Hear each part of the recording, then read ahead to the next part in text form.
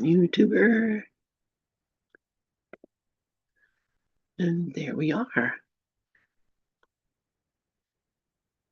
All right, so welcome everyone here. We are here studying the Course in Miracles, chapter 15. And I'm glad I stayed on so I could catch that before it started repeating what I said. I'm going to go ahead and put it up on the board where we're reading from. And we can start reviewing. We're in text chapter 15, section 7, the needless sacrifice. Yeah. And we are on paragraph 7, according to Ms. Mickey. I'm not sure if we read 6. Usually I write down what paragraph we should start on, so I think we're starting on 6. Okay, let's start on 6 because that's what's up in the room. So yeah, so who wants to read?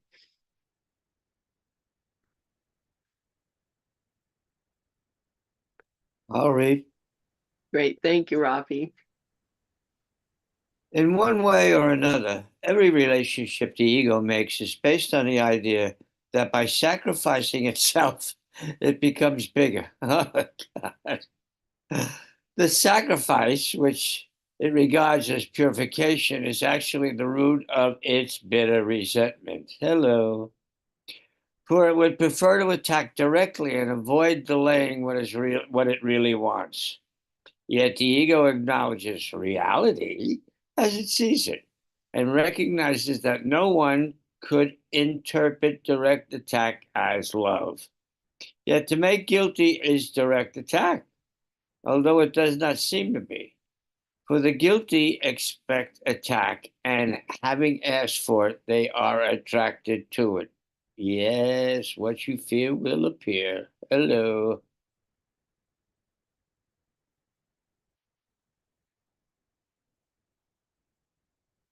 All right, thank you, Rafi, for reading that. So yeah, does anybody have any thoughts about this? Every relationship the ego makes is based on the idea, but by sacrificing itself, it becomes bigger. He doesn't say some relationships, he says every. So let's see, who is it who has their hand up? What the heck?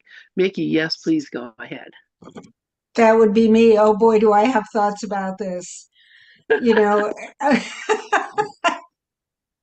the every relationship the ego makes is based on the idea that by sacrificing itself it becomes bigger. Of course. I will sacrifice my wants and needs in order to make you happy. And what happens when I do that? I inflate the ego. I inflate my personality. I inflate everything I think about myself because it's only through sacrifice. If you're a people pleaser, oh boy, through every sacrifice you make, you are cementing your personality as a quote, good person. I am going to give up my afternoon so that I can, feed the needy. I am going to, do whatever it takes to make you happy in this relationship at the expense of any of my wants or desires. That's just shoveling coal into the oven of the ego. Like picture the ego as this old-fashioned train engine, and there you are shoveling coal into the fire hole, blowing it up and making it bigger and making it go faster and feeding it. you know Yeah, we're yeah. it's it's unbelievable what we do in our relationships Yeah, in order to feed the ego, and we think we're sacrificing. yeah, We think we're shrinking the ego, but all we're really doing is feeding it. You gotta laugh. yeah. And what's interesting to me too, Mickey, is that as I'm thinking about that, that I get this a lot because, people will always say to me, "Oh, what you're giving up, you could be doing this, or why are you doing?" And making it seem like I'm doing like what I'm doing here with Gather as a sacrifice somehow or the other, that I'm losing something. And I don't see it that way at all. I see it that I'm gaining something all the time, that this relationship, this whole thing is a gift. So to me, recognizing that what the ego would tell me is a sacrifice, the Holy Spirit tells me it's a gift. And so that's, I think, the shift in reality that has helps me. People will say, I don't know how you do it, because I don't. I'm just enjoying being being the the instrument. That's it, and not have nothing to do with me at all, other than I'm getting as much out of. I'm getting more out of it than anyone else, I think, because I'm having my cake and eating it too. And I love cake, you know that. And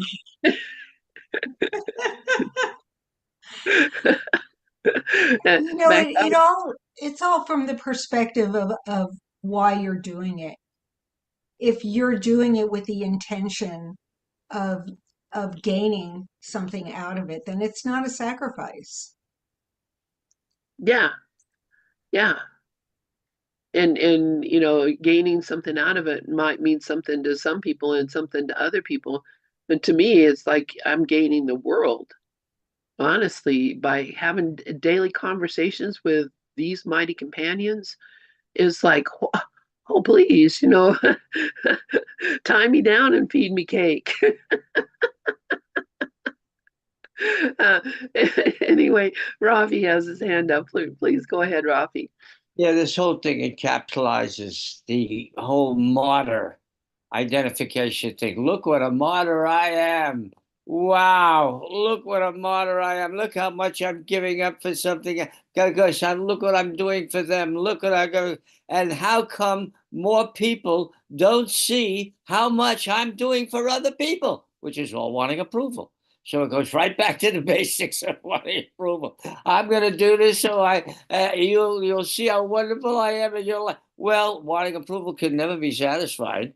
The want stays there because it's you're coming from lack. So it's going to keep us self-perpetuating and self-perpetuating the suffering more and more and more. And of course, that's what ego feeds off of. And when you talk about, you got to laugh. Yeah, well, it's it's so obvious. Thank you. That's all I have to say.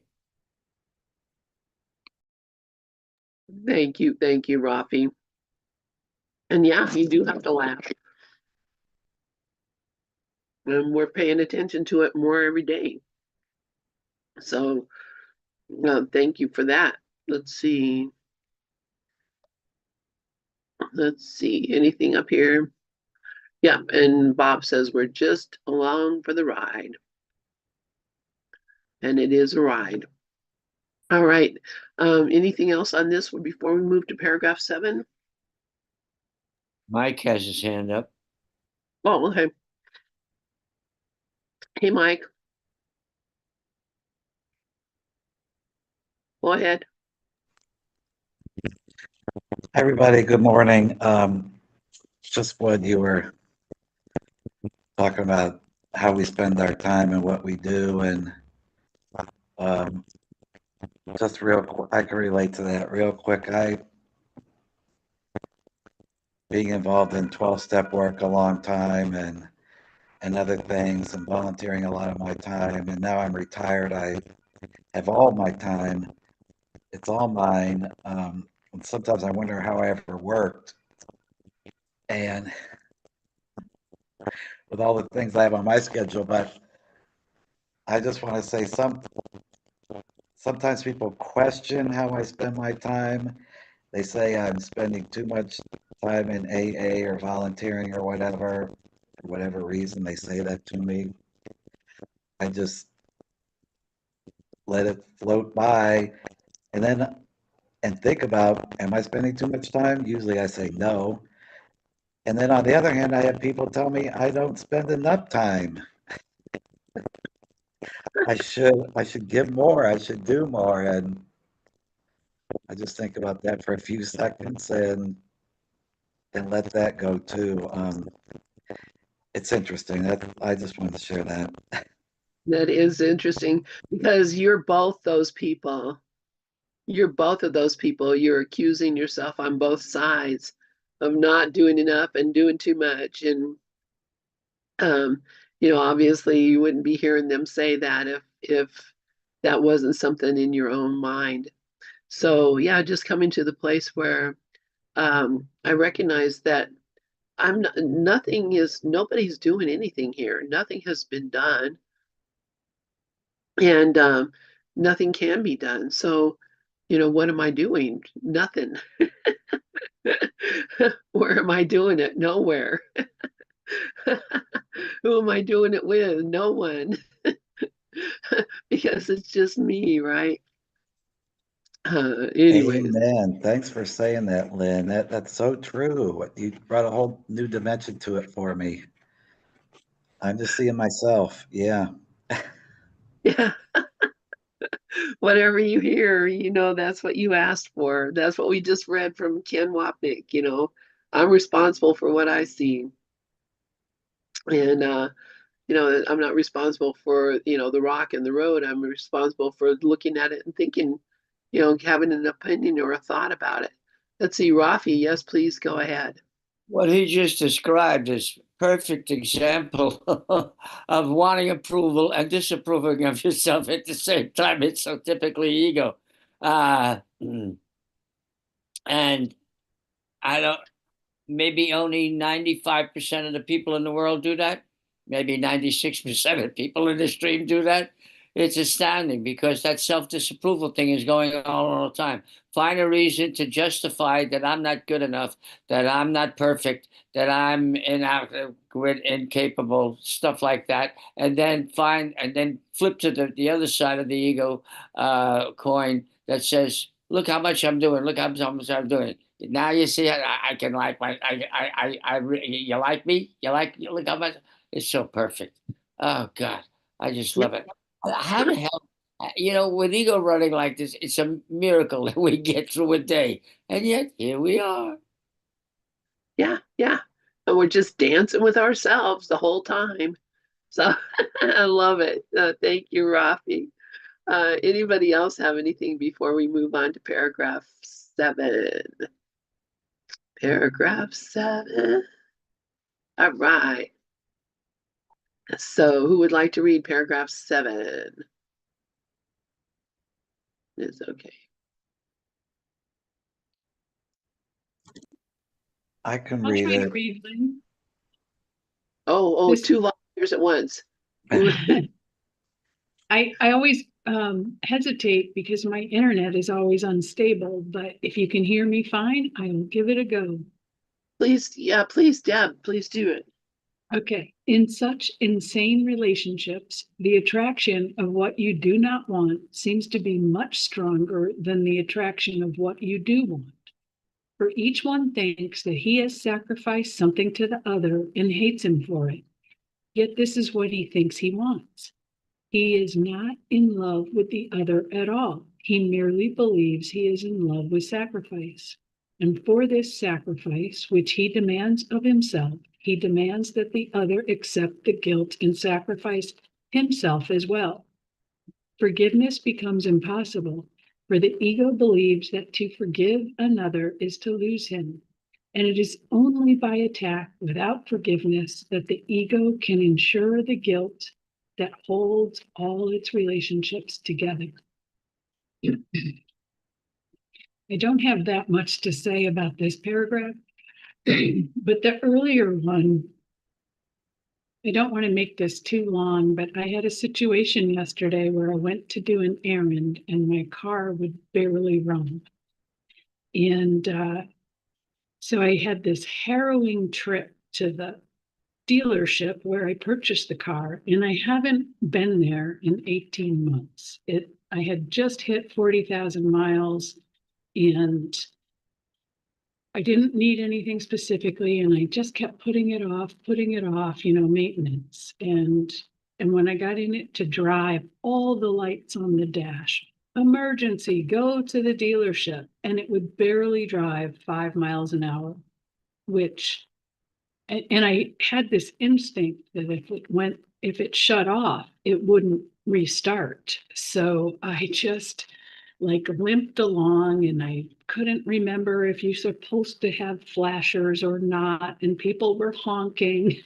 And and so and the dealership had recently moved and it's huge, but I knew where it was and I had driven by it before. And yet when I pulled in, it was like the size of a hospital. That's how it felt to me. And all the dashes lit up and someone came out and started looking and then they started, questioning me. Have you done anything recently? Have you put anything in it? Did you just get gas? And I was like, the other part of this story is I've driven, I think, 5,000 miles in 5 years. Like I do not go anywhere. 1 mile to the grocery store, 1 mile to the pharmacy, doctor's appointments, but that's it. So anyway, I see the ego, I see the state I'm in, which is scared and kind of hyper vigilant. And in the I have been going to this same dealership for 12 years now, 15 years. Anyway, I did not recognize a soul, like totally new place. And the man who was dealing with me, I said the thing that I shouldn't have said. Because after an hour of, first there was, making sure you're going to pay for the diagnostic. It's like I've never had a problem. I've always paid bills. I'm, here, listen to my ego. I am the perfect customer. And he says it's rodent damage. And that happened 18 months ago. That was the last time I was there. I had rodent damage and they replaced everything. And I said, I can't believe it. You've got to be kidding me. It is so uncanny that the rodents attacked was right after an oil change. And I know now that reading the previous paragraph that I attacked.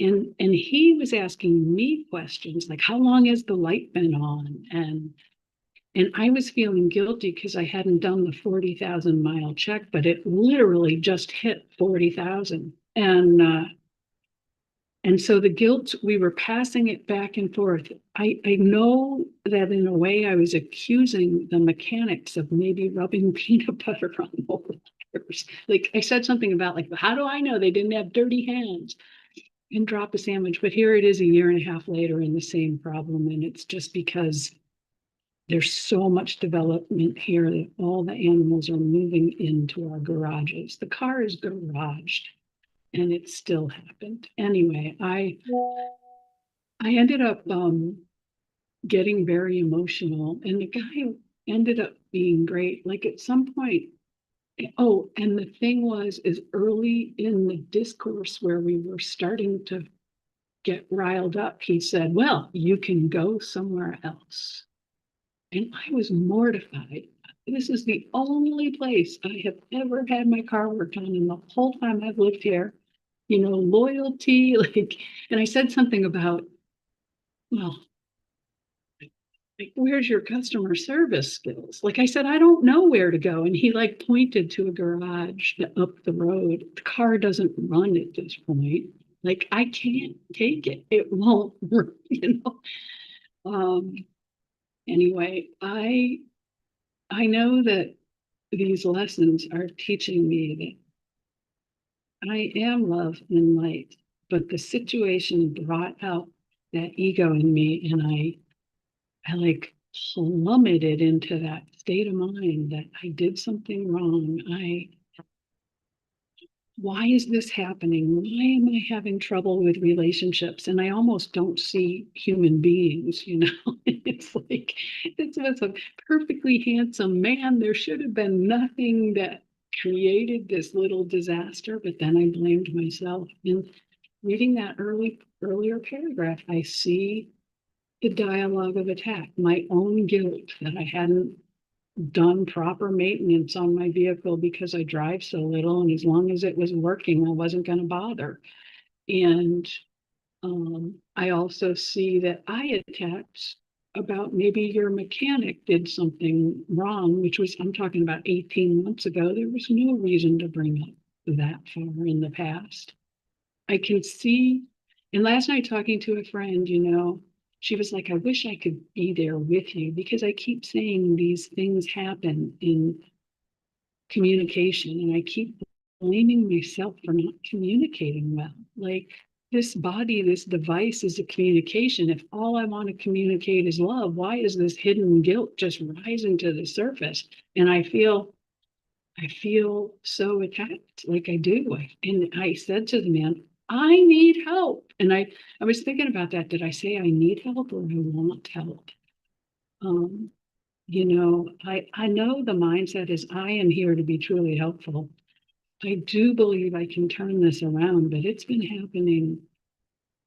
It's almost like the deeper I go into the teaching, the more the ego is trying to literally destroy my sense of who I am, what I am, my kindness, my generosity, anyway, and you just heard my phone ring, which is, I'm going to stop talking now. Yes. Okay. Wow, it's such an interesting story about your vehicle and rodent damage. I'd not ever heard of that. So that it makes me wonder where you live, that you would have these rodents that would be making a nest in your car, eating your uh, tubing. I don't even know what rodents would be doing, but it makes me think of the ROUSS, rodents of unusual size, in in The Princess Bride. Like, what the heck? Anyway, Well, it's, you know, we're in Florida and apparently it's really common. uh, But I had bought the vehicle new, and as soon as all the oil changes and the warranties were over, I had the first oil change that I had to pay for, and a month later was the damage 18 months ago. I know how privileged I sound that like I'm talking about a new car and not that big of a deal, but I cannot, like I can't handle this stuff when I'm out there and these things go wrong. I feel like the world is against me. It's yeah. so crazy. It's such a crazy feeling. And I had confidence when I was younger, and here I am going deeper into the course and the material, and it almost gets more difficult rather than Well, easy. there's a very good reason for that, Deb, because yeah, as you move away from the ego becomes more aggressive. And the ego, as it becomes more aggressive, it will say and do some nasty things to you. And rest assured, it's because it recognizes that you're moving away from its influence, and it will do the ego will do everything close to killing you in order to maintain your attention. So uh, Yeah, and you know, the man was kind of like if I fought a mechanic act, and I didn't think they did it on purpose, but I imagined they could have. If a mechanic just had food on his hands that could transfer enough interest and smell, right? So it wasn't that I was accusing them of sabotaging my car, but I said it's so uncanny that, you know, that it happened so recently. Oh, I'm so sorry.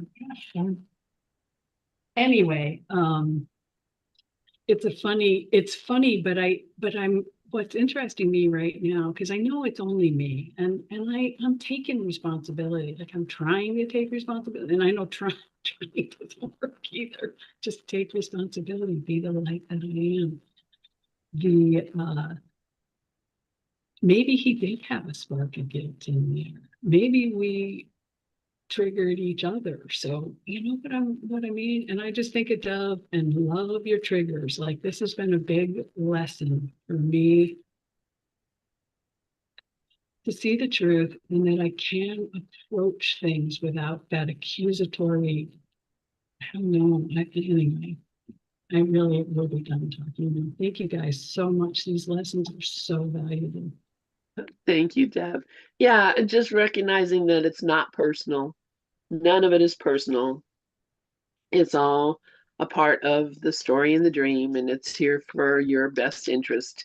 So take it that way and know that you were there for them as well. Let's see, we have first Rafi has his hand up, I think, and then Michele. So go ahead, Rafi. Yeah, I was looking at this sentence that says he is not in love with the other at all. And it just reminded me of how desperately, look, you see how nice I'm being to you? Come on, man. You see how nice, how come you don't like me more? You gotta like me. Of course, ego can never be satisfied. You gotta like me more. Because if you don't like me, I'll freaking kill you, god damn it. Why don't you like me more? Because if you don't like me, how am I gonna feel safe? I mean, that insanity goes on all the time. So for releasing it, bring up the wanting approval and letting it go. And then I'll kill you is wanting control. You can bring that and let that go. And the bottom line is always wanting safety, security, survival. So you can bring it. So if you're aware of it, you can see it as a tool. Otherwise, you get caught up in it, and that's unhappiness plus, and unhappiness plus, and the pro and the little uh, wheel keeps going around and around and around, and there's never any solution to it. But being able to welcome it up and saying, okay, that's wanting approval. Could I let it go? Yes, that's wanting it. They're just non-loving feelings. They're not facts. Welcome them up. Don't make a big deal out of it. Just welcome it up and let it go. And get to that place where when you let all of that go, then there's the peace and you are the love. So because the self, you love yourself, self is love. You want to love, then of course you never want to. There's no point in wanting it from anybody else because everybody else is love as well. We realize that that's the only reality. It's a wonderful process, and it's interesting how that one little sentence kicked it all off for me. Thanks for letting me share. Thank you, Rafi. Yeah, that's quite the experience. I love that. Michele, please go ahead. Oh, I just want to say to Deb that Deb, I've had two vehicles where the rodents, mice or rats, got in. My one car, it took the foam and it was using that for its nest, and I was so grateful that the mechanics had pointed that out to me because that car was parked outside.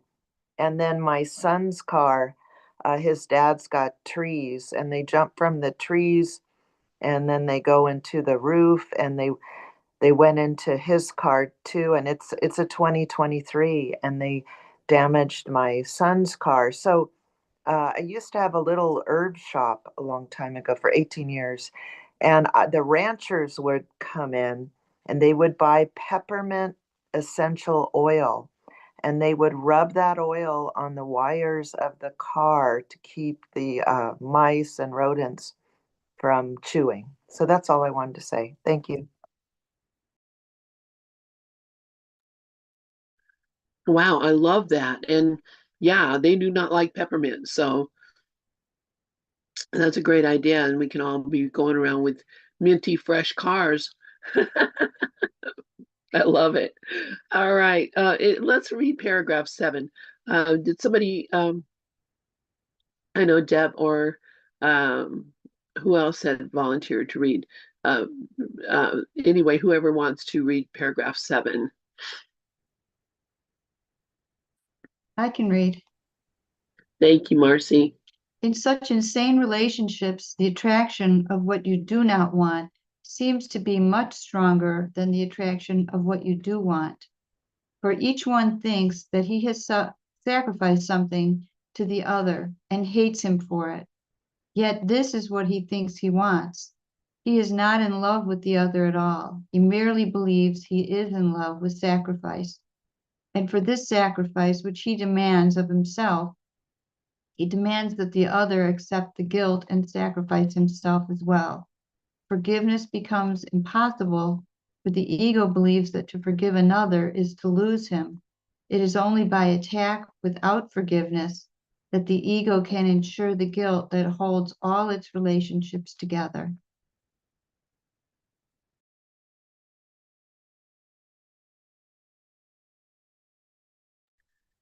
Yeah, thank you, Marcy. Wow, this this paragraph also brings up a lot of questions because how does this happen in my life? Where is it happening, and how am I doing it? Um, because, as he said, the guilt is what holds all of the ego relationships together.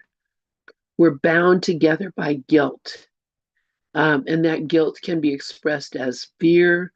It can be expressed as anger. It can be expressed as love. Oh, I love you so much. You will never betray me. If you love me, you will always be kind to me.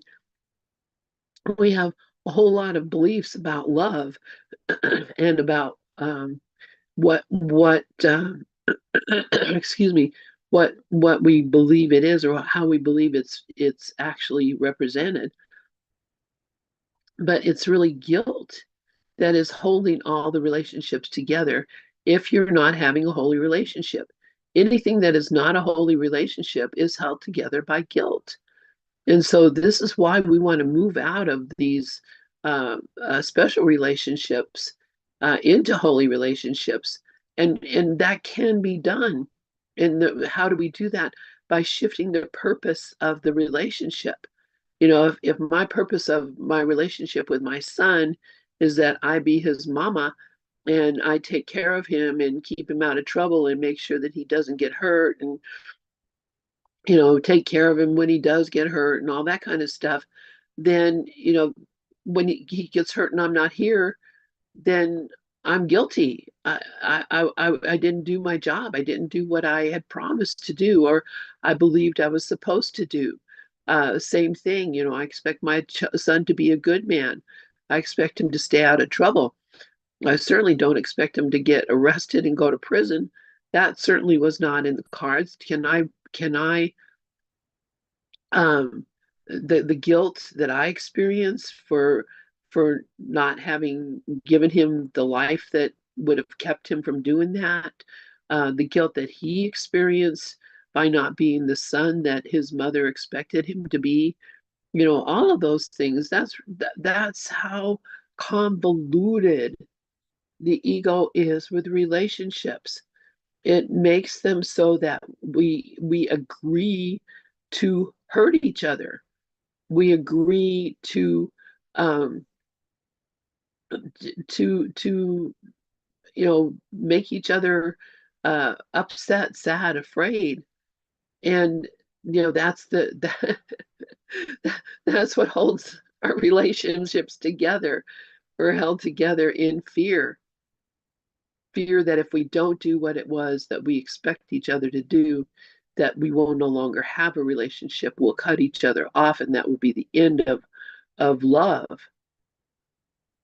Those are simple things, but look in your life at your relationships and see, are these relationships based on guilt, or are these relationships based on love?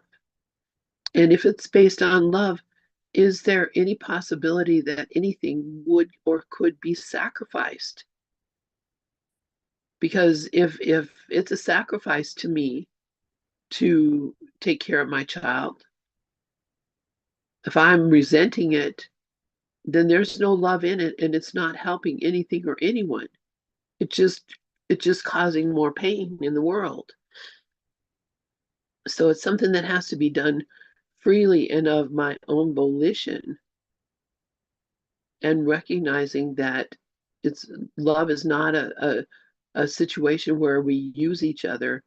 Love is the situation in which we are one together and share the same needs and interests. And we use each other in in a loving way.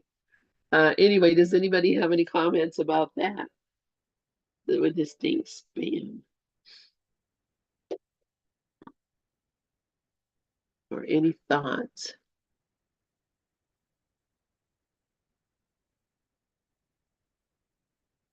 All right, well, let's look at paragraph 8 then. And who would like to read paragraph 8? I can read it. Mike? Paragraph 8. Yet they only seem to be together. For relationships to the ego mean only that bodies are together. It is always this that the ego demands, and it does not object where the mind goes or what it thinks, for this seems unimportant. As long as the body is there to receive its sacrifice, it is content. To the ego, the mind is private, and only the body can be shared. Ideas are basically of no concern, except as they bring the body of another closer or further. And it is in these terms that it evaluates ideas as good or bad. What makes another guilty and holds him through guilt is good.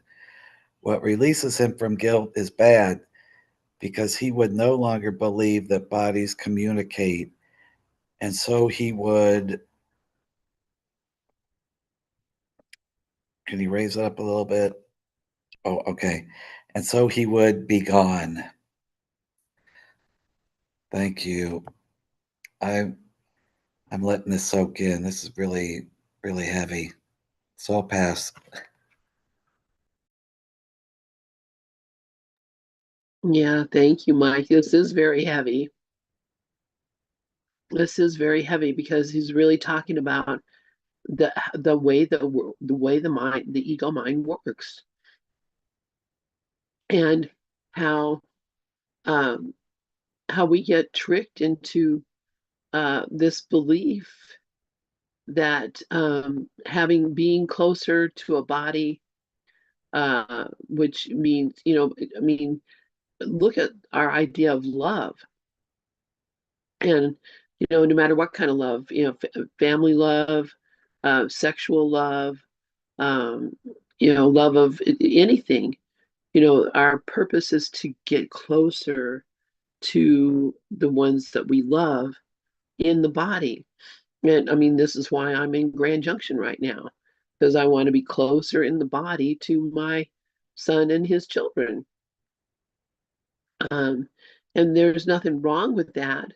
But just because I was in another place doesn't mean that I'm still not the same loving mother and grandmother that I always was. I'm the same person. It's just fun to be closer in the body. I don't know. Does anybody have any thoughts about this?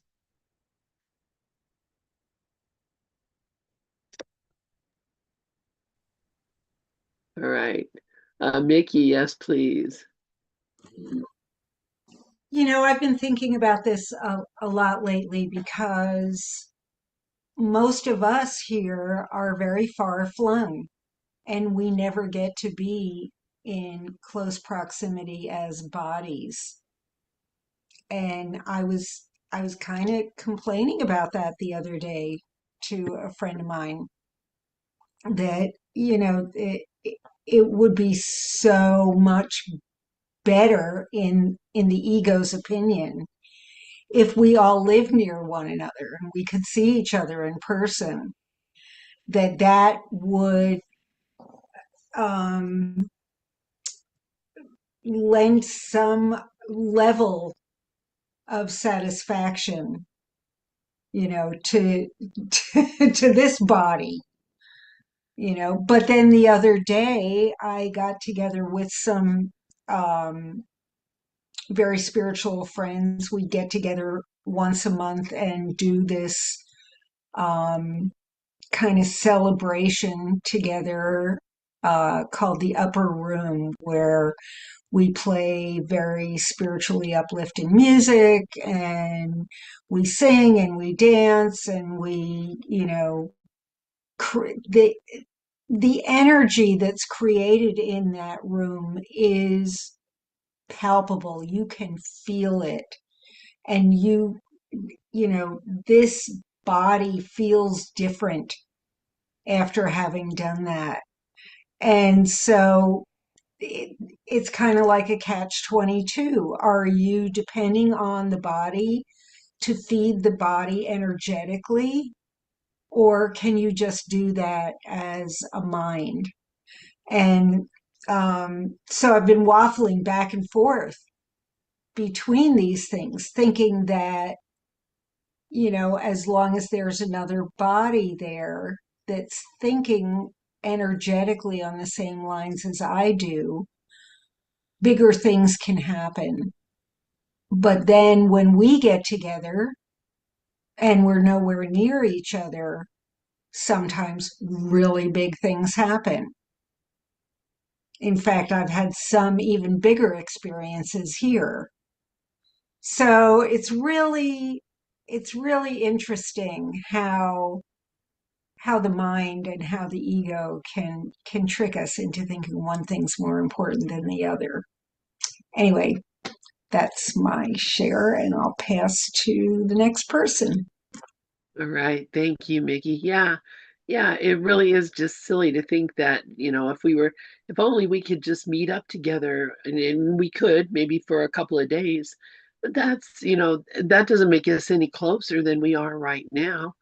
We can't live, the problem is, and you probably experience it as well. My desire is that we live inside of each other. I just would love to be inside of everybody and just be be a part of everybody and not have any kind of separation at all. That is the biggest driving force in my being, is my desire to have a closeness with anybody, everybody. And of course, not many people can handle that, and a lot of people think that it's kind of crazy. But for me, I am open to any kind of relationship, because I don't think relationships, as the world defines them, have any meaning. I think we are all in one big holy relationship that can never be separated. So, the idea, the feeling that I am separate and apart, it hurts. It's painful. And I would just, like I said, I wish that we were just inside of each other. We could just be each other, be one in each other's hearts and minds. Um, that's my greatest wish. Rafi has his hand up, and so does McKaylee. So go ahead, you guys, and then it'll be time for Rev Wayne and Oddsy. And I'm Yeah, gonna sorry. Go ahead. I'm gonna just close out this share right now. Okay, there we go. Go ahead, Rafi. What came up for me is the basics. That if love isn't unconditional, it isn't love. It's ego manipulation. And if you're in a room with somebody you love unconditionally, or you're 3,000 miles away from them, if the love is unconditionally, it doesn't matter. There's no such thing as separation. We are one. And of course, unconditional love is matter of fact. That's reality. Everything else that ego applies to it, that's what adds difficulty to it. That's what adds strain to it. That's what adds suffering to it. And of course, the ego feeds off that. But the stronger the unconditional love is, the weaker ego gets, and ego thinks it's going to be diminished or dissolved. It's going to fight back even harder. And that's when we have to be on guard. But I realized that one of the great fortunes I had was the unconditional love that I knew as a child was matter of fact. Nobody had to bring it up. It was just always there. And when I look back on it and realize it, it's wow, do I appreciate that? Um, because the love is the self. Self is love. There is no other reality. Any other reality is made up by is an ego mental concept, and again, that's what perpetuates suffering. That's all. Thank you.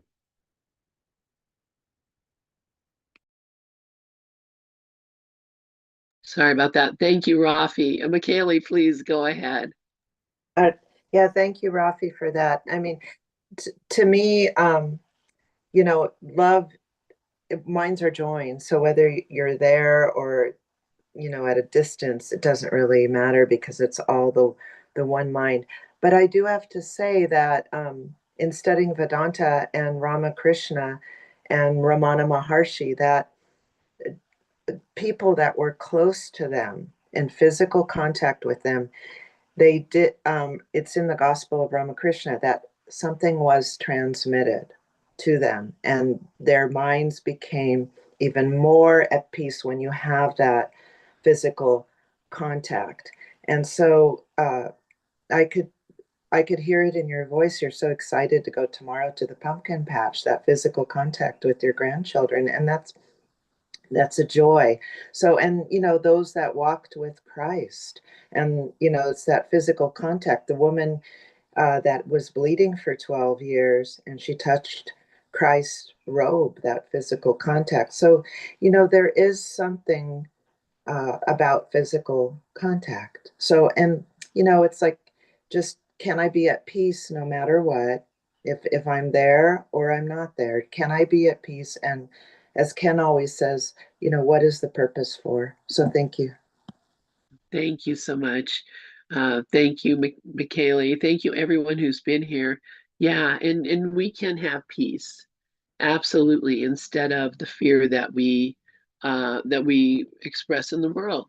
So thank you. I'm going to go ahead and close out this YouTube. If you like this, please like and subscribe, and we will see you all later. Right now, I'm going to shift over to Rev.